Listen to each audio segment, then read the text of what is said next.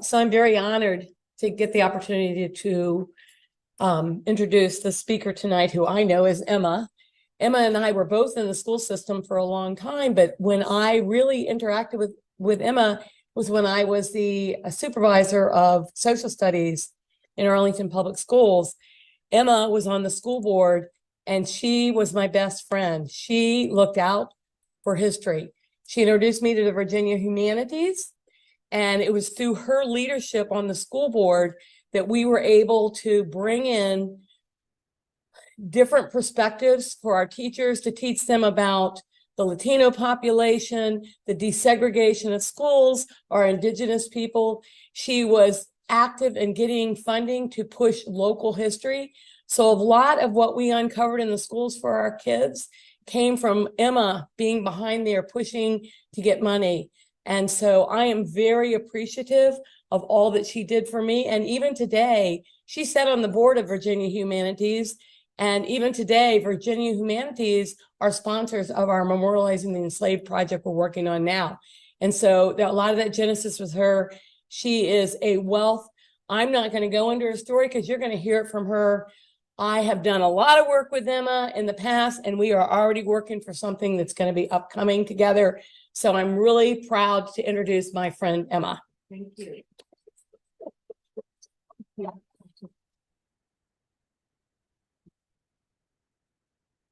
Thank you very much. I'm definitely honored to be here and to be invited by Kathy, who I admire also very much for her perseverance in working with teachers and enhancing an understanding of immigrants and in our schools, but now as a leader in the Arlington Historical Society. In this presentation, I am going to be sharing my Bolivian immigrant story, provide a historical perspective on educational programs in Arlington Public Schools, the growth of the immigrant community, the role of the federal and local government they played in helping immigrants, and historical barriers to higher education in Virginia. And I will end with the DREAM Project, which is my passion now. It's a nonprofit organization that I founded in 2011. So, as you can see, I am very proud to have in the audience one of my sisters, Maria Eugenia, and my son, James. As you know, we are family-oriented. We have a large family, but they are all over Virginia. So when I talk about what I have done, I think in my life, and one of my legacies is actually the major theme of education and how investment in education transforms lives. And I'm happy also that we have a county board member here, Takis Caratones, because he has really been a supportive of many of our immigrants as well as our US-born second language speakers. So thank you. I was born in Cochabamba, Bolivia, and came to the US as a 16-year-old without my family to live with an American family in Fairfax County as a nanny. My parents were separated with 6 daughters. You see that photo is the last photo that we took, the 6 sisters before we immigrated here. And as my parents were separated, and my mother had 6 daughters, ages 1 to 18. As is in the case of all immigrants, a relative, Aunt Mecha, lived in DC, and she was teaching Spanish at the Foreign Service Institute. She suggested to my mother that she could accommodate and help the 3 oldest daughters, Julia, 18, I was 16, and my sister's Susie, who was 15. She said, I can find American families that they can come and live with and go to school. As you can imagine, it was a very difficult decision for my mother to separate family members. but due to economic and political reasons, my mother could not support us financially, and my father, who was a political leader, was sent to exile in Peru. So my experience in immigrating reflects what many other immigrants face when the decision is made to why you have to immigrate. It is difficult and painful to leave your country, your family, your culture. For me, I was a senior in high school. I was going to be graduating from St. Andrew's School as #1 in my class. To leave my mother, my sisters, my friends in my last year of high school was not easy. So in August 1961, my younger sister Susie and I came to live in Lorton, Virginia, and attend Mount Vernon High School. At that time, the high schools in Virginia were segregated. And I guess because I was light-skinned, we were able to attend the white school. At that time, as a newcomer from Bolivia, I didn't understand the race separation, but it was very difficult. I didn't speak English well, and it was difficult to enroll in classes like English literature, American literature, US government, was all taught in English, and of course, I didn't understand half of it. It was frustrating, it was lonely, and that experience has pushed me to work with immigrants, especially or children of immigrants who have just arrived to our schools, who are lost, who, you know, their first experience in going to a high school can be terrifying. But in my case, I was fortunate. #1, in 1961, as you can recall, there was not major enforcement for immigration. I could go downtown and get my Social Security card, so I was able to work. And the Powelsons, the family I live with, they kept on saying, Emita, you have to go to college. But I couldn't even think how I would afford college. But they said, we'll help you with your college applications. Dr. Powelson helped me tutoring on Sunday, especially government classes. And he and his wife took me to visit colleges. And, you know, I visited Georgetown, I visited Trinity, I visited all these schools. I went to college night and learned about all these different colleges. But for me, it was just a dream. But I didn't give up. And one of the smartest things I did as a high school senior is to take the Spanish test in the college boards. And of course, I got an 800.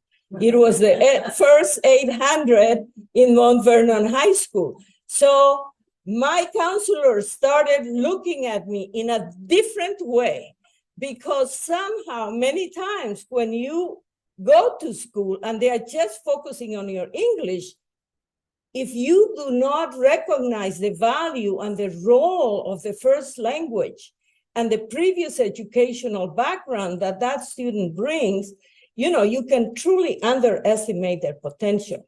But the Powelsons did not give up on me. They wrote wonderful letters of recommendation. And on April 1962, I have still the letter of admissions from Radford College, which was at that time the women's division of VPI, because at that time, as many of you may recall, in Virginia, you had men, you know, universities like Virginia Tech or VMI or UVA, and then we had women colleges to prepare us to be teachers and nurses, right? So it was in college that I met my college sweetheart. You see me there with Al Giddings. He went to Virginia Tech. We both graduated in 1966, but I decided to go back home because I hadn't seen my sisters. My sister here, Maria Eugenia, at that time, was here. She was, I don't know, you were in elementary school, I think. But then when I came back, you were in high school. And it was just, I went, but then Al came to visit the family and asked for me to marry him. And we got married in 1967, July 1967, but he was in ROTC at Virginia Tech. And you know what happened, all of you historians, in 1967. November 1967, he gets his orders to go to Vietnam. We were recently married. We were stationed in Yuma Proving Grounds. So December 27, 1967, he leaves for Vietnam. Unfortunately, at that time, I did go back to Radford because the president offered me a fellowship so I could get my master's while Al was in Vietnam. And we made the decision that I would stay in Radford versus going to Bolivia, where his letters, I would never get his letters, imagine, from Vietnam to Bolivia. So, unfortunately, August 22nd, 1968, as I was getting ready to see him 5 days before August 27th in Hawaii, I was informed that he died in Vietnam. It was not easy for a 22-year-old Bolivian student to decide what to do. Fortunately, his parents were very supportive, but I decided to finish my master's. But then it was 1968, and you all historians know how was 1968. All the Vietnam protests, Martin Luther King is killed, Robert Kennedy is killed, all the problems in the convention, in the Democratic Party. I just could not see myself staying alone in the United States. So I decided to go back to Bolivia. And in Bolivia, I was able to work. But one of the greatest feelings that I have about Bolivia is that at that time, and even now, the education in Bolivia is not equitable. In the rural area, people do not have access many times to schools. At the time, in 1969, there were many rural communities that would not have a school because the Ministry of Education didn't provide a teacher. So 4 of us decided to fund an organization, Un Maestro Más, that was to provide teachers to the schools that didn't have, to a town or a small community, if they would build a school and if the community would participate in paying for the room and board of the rural teacher, and it was very successful. So we were able to raise funds and start 15 schools in Bolivia. It was one of those experiences that I will never forget. Then I come back, 1976. At that time in Bolivia, I was really reaching the glass ceiling because women in Bolivia, and especially anybody who would be a widow or would I couldn't live by myself, so I did live with my mother. But it was frustrating in the sense that I couldn't grow professionally. And so I decided, because I was a widow of the war, I could become a US citizen. And then I decided to come back to the United States and get my doctorate in education. And I think that was a very good decision I made, because then when I was 31, I came to Northern Virginia. I went to George Washington University, and I remarried. Unfortunately, I had my 2 children, James and Julie, and was hired in 1976 by Arlington Public Schools. Later, I will tell you more about that. And then in 2008, I get elected as the first Latina to the school board. And of course, I had the support of Walter Tejada, who was at the county board. He was the first Latino on the county board. And then after I retired in 2007, I dedicate my time to the DREAM project. So in Arlington Public Schools, when I came in 1976, remember what was happening. What happened in 1977? Refugees from Vietnam start arriving in Arlington. We have later Laotian refugees, Cambodian refugees. They start coming to our schools. Arlington Public Schools in 1976 was found out of compliance with the Office of Civil Rights for not providing bilingual education to children who were a certain number per class. And at that time, Larry Cuban, who was a very progressive superintendent, he got a funding from the federal government to start supporting programs in Arlington. And I was hired as the first Latina teacher, resource teacher at Key Elementary School and at Patrick Henry Elementary School. There was another Korean resource teacher that was supposed to be teaching at Fort Myer Elementary that closed, Abington Elementary. At that time, Burlington was a concentration of Koreans, but then when it became condominium, Koreans left Arlington for Fairfax. So then we realized that many of our policies and programs, there were 2 different roles that were playing. What is it that we did? On one hand, we had Supreme Court decisions that were very important in the provision of services to immigrants or children of immigrants or refugees, children who did not speak English as their native language, Lau versus Nichols. Then there was another major Supreme Court decision, Plyer versus Doe, that stated that any child, regardless of their immigration status, could attend the public schools. And that was a decision then that allowed all the immigrants or refugees that came, regardless of their status, to attend our schools. The Department of Education back in '76 played a very important role following the Lau decision, which was that schools, if they're going to receive federal funds, must provide services to students. And they had mandates, but at the same time, they had funding.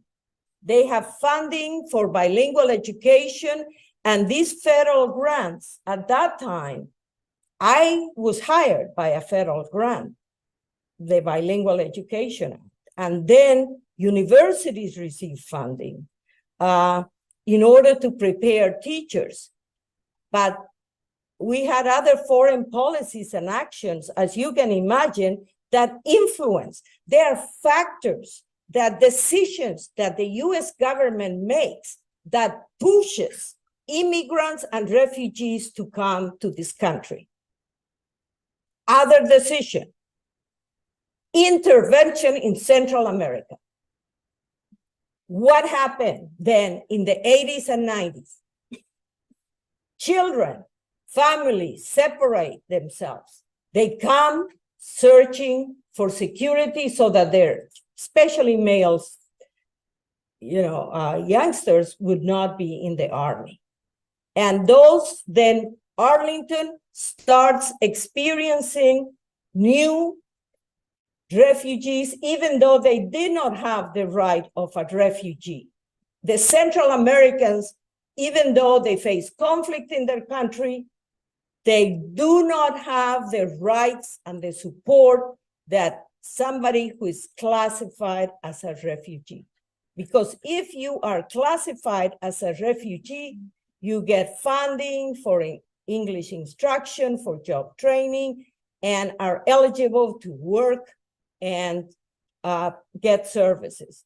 So for us, it was important that local funding from Arlington County be given so that we could have programs, teachers, because at one point, and here I just see one of my dear friends who is here from Wakefield High School, Rosalie Smith. Yeah, she's here, and she knows what happened. At one point back in 1980, when I was hired as a supervisor, we had 44 kids in a class. Glen Carlin had 60 kids with one teacher because we didn't have, in the public schools, we did not have what they call planning factors, that according certain number of students, you get a teacher. So we worked very hard to establish a program that would provide enough teachers for our students. And we had later the support of the school board and the county board.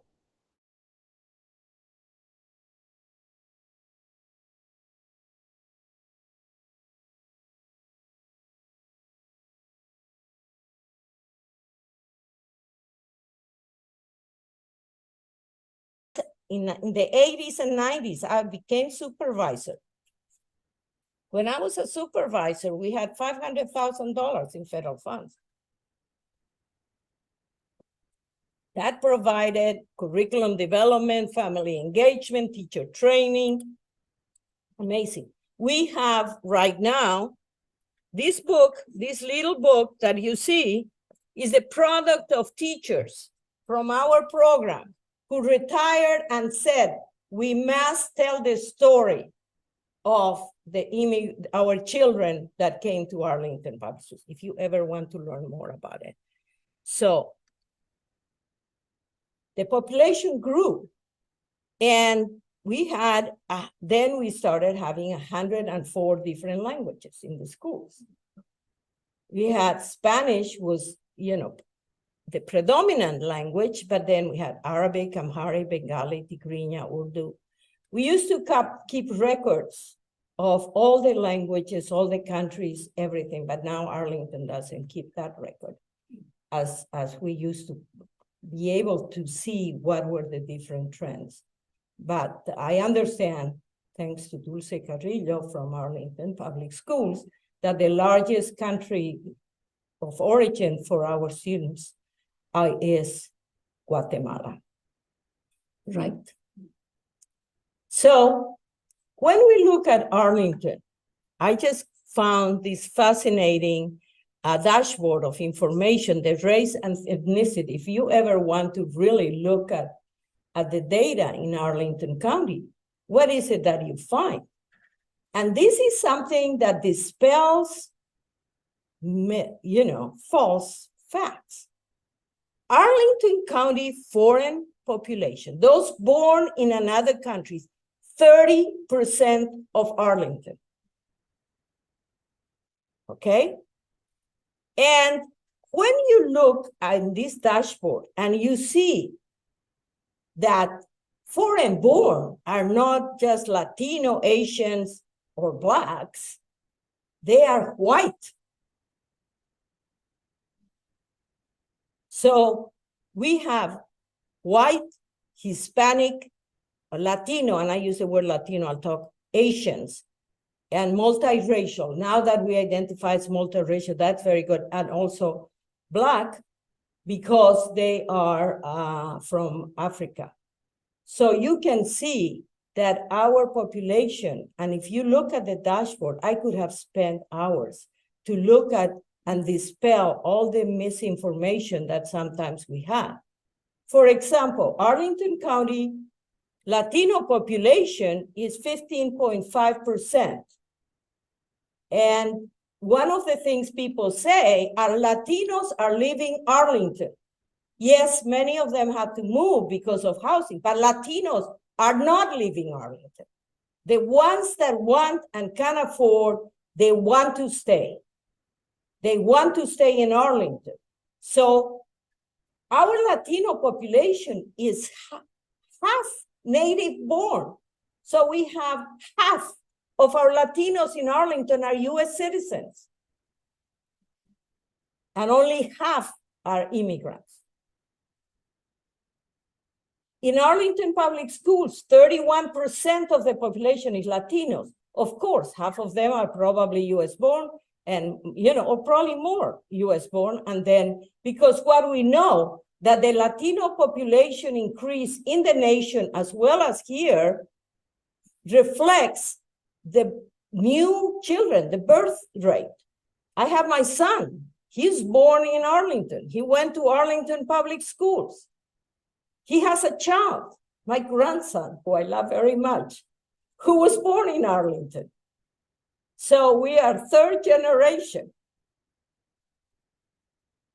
And 27.9% are limited English proficient in Arlington, and the per capita income of Latinos is $43,696, which is less, as you know, significantly less than the labor population. But one of the things, look at the labor force rate.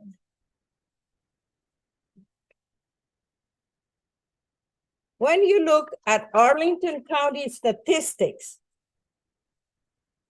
in Arlington, as a community, we are 78% the labor force rate. Latinos are 79.4. We are working, hard workers, established businesses, settled here. We had a good education, and it is reflected now in the second generation and in the third generation. So when we talk about immigrants, it is a very painful process when you make the decision, you leave your country. Somebody's mentioned that it is almost like when you get burned, your skin, is very raw, it hurts. But then when the skin gets better, then you feel better. The same is when you are an immigrant. You are new to the system. You have to struggle, learn the language. We have many immigrants that in their countries were professionals, did major, other jobs. They came to Arlington or they came to the United States, and maybe due to their immigration status or their difficulty sometimes accessing English instruction because it's costly and it takes time, you have to work, so they are underemployed. That is one of the characteristics, unfortunately, of many Latinos, that they tend to be underemployed. And so, but when we are new to the system, we see it wonderful. I'll never forget when I arrived to National Airport, we were driving to GW Parkway. And to this day, every time I go by GW Parkway and I turn to 95, I was, oh my gosh, oh, that is beautiful. Because in my country at that time, we didn't have those highways. And I come to Mount Vernon High School and I thought, oh my gosh, they have swimming pool, they have this. I was in awe of all the things. And you go to a Safeway or, as a new immigrant that comes and goes to, to Costco, you think, oh my gosh, it's just, you're overwhelmed by all the different things that you find. And of course, you get also a shock because it depends on your previous experience with computers, that everything is electronic on the web, that you can't talk to somebody personally, that you have to register online in order to talk to someone at the job. In the job office of Arlington County, you have to register online in order to have help with a job. You know, when I was looking for jobs, I was walking down Adams Morgan looking for all the nonprofits. And the other thing is, in Arlington, many of our immigrant populations, we have nonprofits, but we don't have space. We don't have space to offer our services. We don't have access to that. Other counties, DC, they offer funding for populations so that they can get established. You know, I mean, Maryland is well known by Casa de Maryland and other programs that are just amazing. But we don't have that possibility.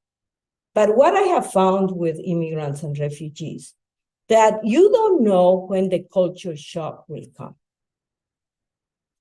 The culture shock is the time that it could be when you realize, maybe after working so hard, that you can't feel that you belong here. And I have found with some of our, you know, for example, we had one of our custodians in our schools. He had a major culture, you know, mental health break after being here for 15 years. And he was from Cambodia, and he remembered the atrocities that happened. And so that trauma that he lived in Cambodia, it showed up. We had, you know, when our Cambodian students came and their parents had been separated from their children, and their parents had, especially the mothers, were illiterate during the pot poll regime. And my experience was that one time I was called to Kenmore Middle School to provide an interpreter to a Cambodian mother who spoke Khmer, and the daughter had run away, and the police brought her to Kenmore to school, and the daughter didn't speak Khmer, and the mother didn't speak English.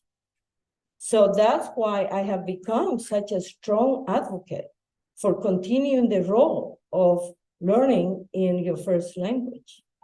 Because what happens is, as children grow older, they may be born here, but their native language stays as a 3-year-old.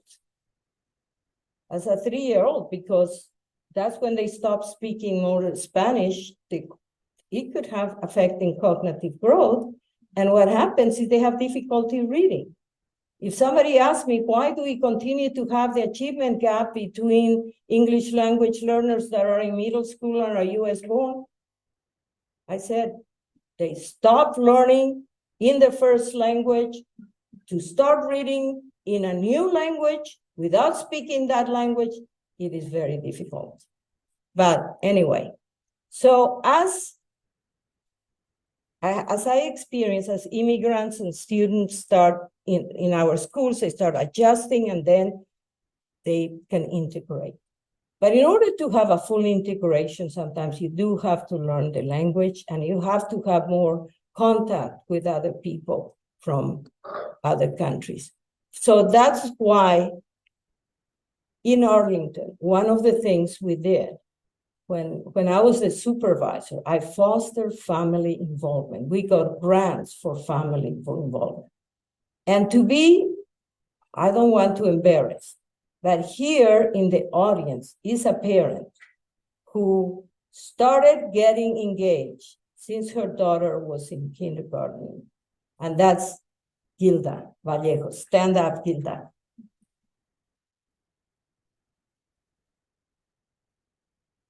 She started getting involved in her school with her Café de Madre Latina, no?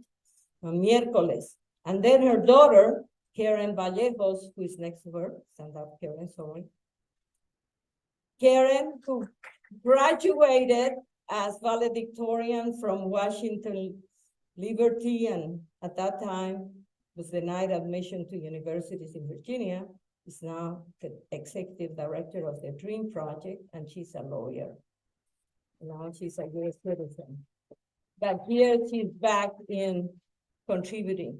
I have to say, the parents, and Gilda knows, that we worked together and we started the Dream Project because it was the parents who wanted the children to go to college. And so that's how, when we started, I was on the school board. And what happened? There was major, I don't know if you remember, immigrants, we were marching, and dreamers were marching. I use the word dreamers, by the way. I know some people called undocumented students. I don't mind saying student who is undocumented, but the reason why I still use the word dreamers is because it comes from the DREAM Act that failed in Congress by 6 votes in 2010.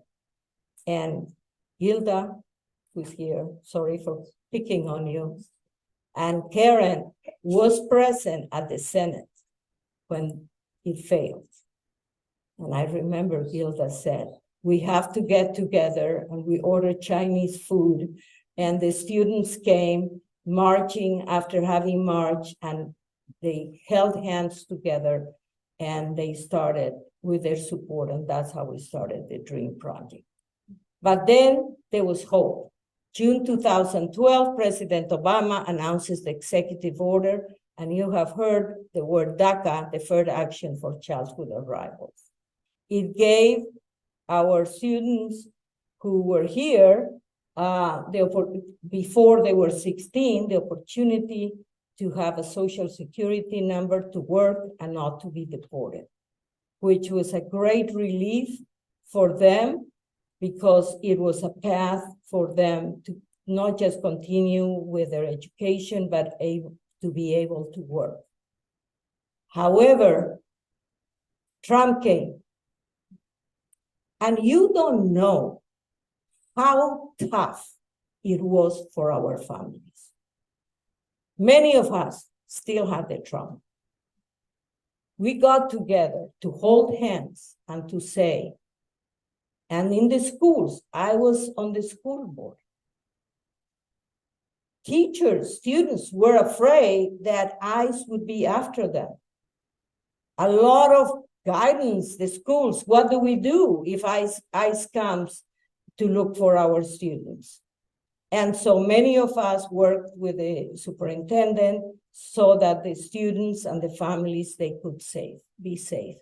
Yes, the Attorney General under Trump rescinded DACA. I was driving on Arlington Boulevard, September the 6th, when I heard that news. And I thought at that moment, all the students that had DACA. Now, fortunately, even though it was rescinded, the DACA holders, they could still have their authorization. But it is always a political football, and so much that several attorney general intervened, and fortunately in June 20, the Supreme Court blocks the rescission of DACA. But then, yes, it was September, no, it's not September, it's not 15, so it was yesterday, September 13. Texas U.S. District Court rules that DACA is unlawful. Now we have about 800,000 DACA recipients. Okay, many of our newcomers are not eligible for DACA, so they stop giving DACA. But we have 800,000 professionals working, contributing to this country. Now you tell me there's a ruling in Texas. Yes, it will probably go to the Supreme Court, but what does it tell you to a mechanical engineer? What does it tell to Natalie, who is right now at Stanford in medical school? What message does it send her when we hear this news? And so we all say Congress needs to act. We have to have a path to citizenship. Now, these dreamers' barriers in higher education. The worst came, and I have here a high school student from Washington. What's your school, Jenna? Washington International School. Washington International School, who said to me she was interested in in being an intern this summer. And I said, Jenna, please do research on all the barriers to higher education in Virginia. Now, I'm just focusing on immigrants because we know there were barriers for women, there were barriers for African Americans. One of the worst decisions of the Attorney General Kilgore in 2002, he sent not only a message to universities and colleges not to enroll undocumented immigrant students, and he mandated that post-secondary institutions inform ICE if they had in the rolls anybody who may be undocumented. Those barriers, I remember them. I work with the students. I have seen this. I have seen it time and time again. The community, we got involved and we did get Mexican American Legal Education Fund, and we sued universities in Virginia to admit our students. George Mason and Nova they did say, we'll admit them, but paying out-of-state tuition. Okay, so our students were paying out-of-state tuition to attend college. Painful for our immigrant families. And the Dream Project, we did fund the organization, but we could only give $2,000 in scholarships. But then 2010, another Attorney General Cuccinelli again sent a memorandum to colleges and universities not to admit undocumented students. Again, we had access to Northern Virginia Community College, George Mason University, paying out of state. UVA at that time just put the applications aside. They didn't even consider. So our valedictorians from Arlington Public Schools, like Karen, like Natalie, like Henry Mejia, Henry was in his senior year at Yorktown High School. This happened. What was he going to do? Fortunately, he did go to Bucknell in Pennsylvania. Karen went to Texas. Natalie went to Texas. Hareth, who is also another of our founders who's here, went to Northern Virginia Community College. These are our heroes in Arlington. Hareth, stand up.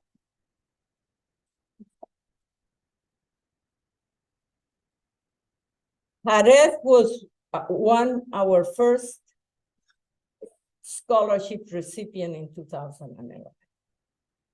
Now she has graduated from Trinity University and studied social work, but now she is working with a nonprofit. But anyway, so we got together the Dream Project, activists. Look at them. There's Karen Vallejos. There is Hareth Andrade. We were invited in 2014 by Delegate Lopez, talked to McAuliffe that we needed to participate in the parade when he was inaugurated. And it was raining. That's why we're like that.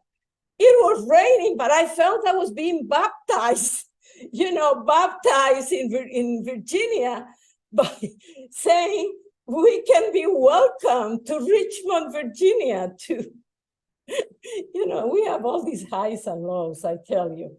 But we were there, and they are there. But then we thought, after DACA, unfortunately at that time, again, Attorney General Mark Herring decides that DACA are eligible for in-state tuition. Another win. All this, our students. The fact that didn't have to pay out of state, but they were about 80% of our Dream Project scholars at that time were DACA, but that's not the case now. So we were all celebrating. Again, we celebrated when we have one positive decision. And then later came the final, after so many years of advocacy, where Governor Northam signs in-state tuition bill for tuition and then financial aid in 2022 here at Marymount University. Marymount is really one university that is very, very welcoming to our students. Now we have, sorry, this slide is up. I don't know how I can do it, but anyway, we have now the Dream Project has 100 Dream scholarships, 3,500. We have 20 countries of origin, and our students continue to excel in school. However, many of them who do not have a work permit, they struggle to get a professional job. Now, I believe that my presentation in honoring the immigrant experience, I wanted to shine light on dreamers who aspire to achieve and contribute to this country despite all barriers that they had to overcome to be in this country.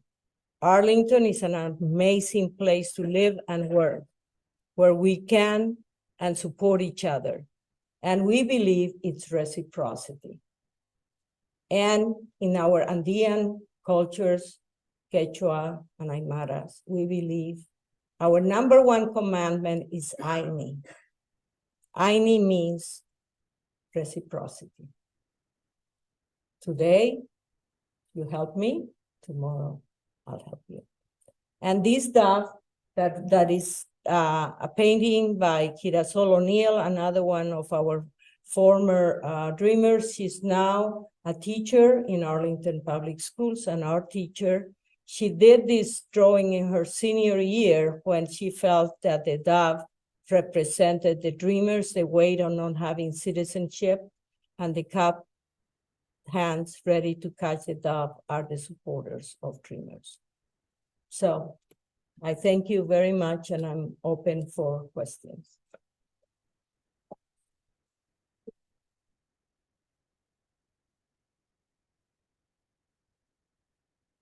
Questions here first before we go to the online questions? Actually, I have one, and I'm gonna ask you to repeat it into the microphone for me. How can Arlington best show the history of people such as yourself and the people that you represent, the dreamers? How can, particularly the Arlington Historical, we've got 2 museums, we would like to do better. So how can we show your history? Well, I think we need to partner. One of the things that I have found as a volunteer, as a nonprofit, is we need partnerships. And Kathy has always been, a partner, even though, for example, when we did an event on We Are All Arlington, then we did another event with, again, funding from, I guess, how did we get the funding? I don't even know. Yeah, well, basically, Arlington was celebrating 100 years, right, since it was the, and I was in the Arlington committee for celebrating the anniversary. I was the only Latina in the group, And the thing for me is, I have to tell you, is being the only Latina in the group, sometimes I cannot do it all, right, when you're in a committee. And so I remember Libby Garvey saying, Emma, for Hispanic Heritage Day, you should do an event for Latinos, honoring the history of Latinos in Arlington. And I remember at that time, my mother had just died. And I was completely depleted of my energy. And through that Zoom meeting, I said, I'm tired. I'm not going to do it alone. You have a budget. You have staff. You want to get your staff and the nonprofits working together, we'll do it. Fortunately, Diane from the libraries heard me and she called and says, okay, we can work with the library. And we had a wonderful encounter at El Reencuentro, we called it, at Arlington Library. And it was the first time that we heard that, yes, we needed to not just have some of our files of many nonprofits that were funded in Arlington that could collaborate. When I moved from my house to the apartment and when my son was moving to the house, I gave a lot of things to the Arlington Library. But yes, we have to honor, it's not like we're newcomers here. We have been here for a long time. And we want to honor our history because, there's different events that have happened. And there's also, we need to work with you and other organizations. And we need funding too. I understand that the Arlington Historical Society needs funding too. So right now we have in the audience a county board member and we have a representative of Arlington County Public Schools. You can go back and let them know. Because as a school board member, I remember when we were trying to, when I was on the school board and we were debating if we were going to name Stratford Building historical. Oh, there was so much discussion. There's no funding because if we do this, if we do that. And so we got together the community and we presented the students that integrated Arlington and, they saw it. And all the rest of the school board members supported that idea. There's a lot of things that we need to document, but we need to work together. Public and private. Yes. Thank you for everything you do. I have a question for you because you work with AHS and so I cannot imagine anything more cooler and the treatment that they gave our DACA students, where they have not only do they have to go through a culture shock, their culturation process and everything, but on top of that, they see their future constantly under threat. So how does APS in its community deal with that? How do you prepare students to excel under these cruel conditions? I cannot imagine an 80-year-old, 70-year-old with this Damocles spade on top of their head, being able to even apply for college in both places, and yet they do and they succeed. How do you prepare students for it? Well, the question was, how do we prepare students? He mentioned the word DACA, but I would say other students who may be undocumented to persevere against all odds. I'm summarizing your question. And be it at the school system or be it at the community level. Probably Jerez and Karen could answer that question better than I can. And they are in the audience. But it takes a community. It takes relationships. It takes support. When these students that are in our schools that are still their families, they are always in this uncertain status, but the families want their children to get educated. And so the children demonstrate and they continue their studies because I don't know for all, but for me, the school was like my support system. It was my safe haven. And that teacher that provided the help And by the way, I am trying to tell you, Arlington Magazine, this issue has a wonderful article, Dreamers Among Us. It's an outstanding article about the stories of 4 of our students, how they persevere against all odds. Brian, who came by himself from El Salvador, he was a teacher he was homeless, who helped him. Then he came to Marymount, he got a scholarship, he continued, had the teacher provide home. He received Dream Project scholarships. Natalie Montaño, who was valedictorian from, at that time, Washington Liberty. She was hoping to get into Ivy League schools, which she didn't. The family was in despair. We sent her back to Bolivia, but then they said, then one of the board members in the Dream Project had a friend at Texas Tech who's the provost, and the provost looked at the record and Natalie, and they invited her to go, and they gave her a scholarship in Texas.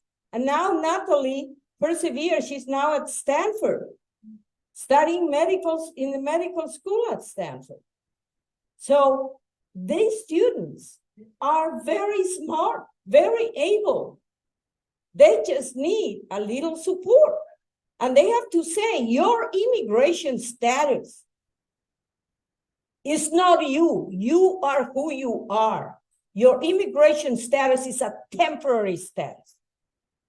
So we have to value them. Yes, in the schools we can do more because many times teachers or counselors may not know how to encourage the students to, complete college applications in the sense that when they have this barrier for their immigration status, but we have the Dream Project that provides mentoring for these students. We have mentors who help them to provide assistance one-to-one to get a scholarship, to apply, to investigate, to advocate. And unfortunately, for example, I'm not going to make you feel bad, Dulce.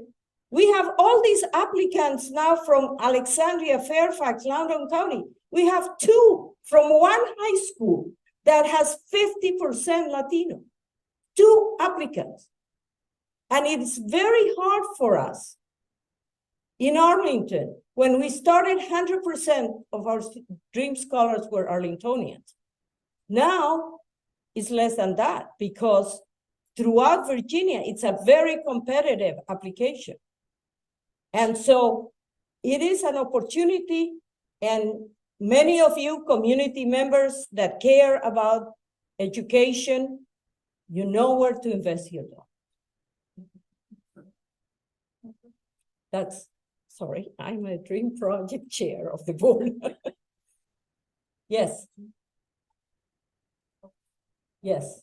How do you feel that the massive amount of people coming from the border and going throughout the United States will affect the dreamer status, or do they get, and the numbers in classrooms for teachers?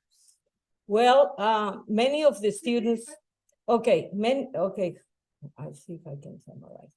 How do newcomers or new immigrants that are, many of them crossing the border and coming to this area, how is it that they can get help? Is that what you're saying? Well, I imagine class sizes get bigger. Yes. You need more translators. Yes. Do you have enough teachers? How does that affect your Dream Project? Well, first of all, the first thing is that we have to understand that the students that come to this country and are living in whatever school jurisdiction, the school district, be it Maryland, be it, wherever, they have access to attend a public school.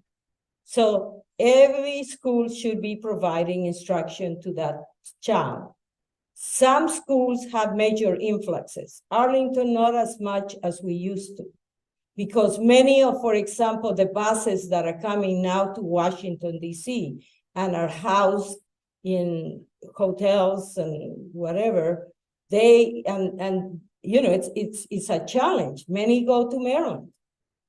In Maryland, we have a major growth, right? And we have here somebody who works on the nonprofit La Casa de Maryland. And the growth of the immigrant population in Maryland has grown significantly, right? Yes. So the schools get challenged, but I have to tell you this, it's an investment. It's an investment for us to provide the best education for our children. It is an investment because one of the things, getting a high school diploma, being able to succeed in the United States, in their countries, you create a global citizen. It doesn't matter. Education, nobody takes education away from you.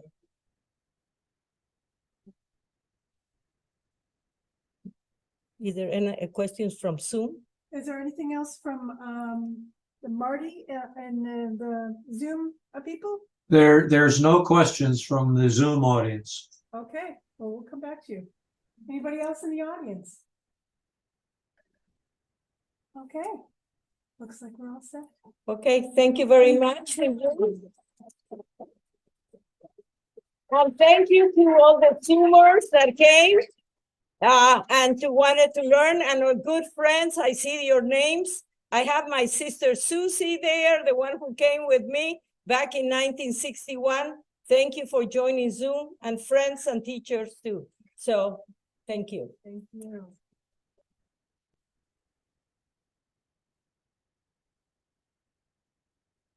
Thank you. I'll close out the Zoom session.